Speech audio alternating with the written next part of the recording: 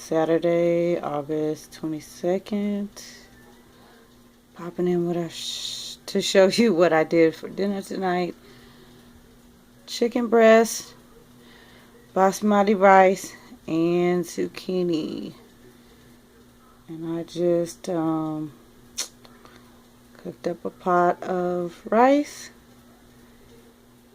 and seasoned the chicken, a couple of spices, put it in the skillet, a little bit of water. I'll just let it cook down, and then I sliced it, and then I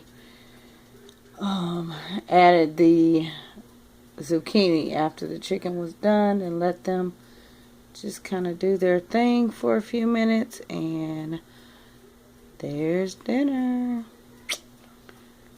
So yeah, a 15-minute or less, 20-minute or less dinner. So if you guys enjoy, subscribe, thumbs up, and I'll be back.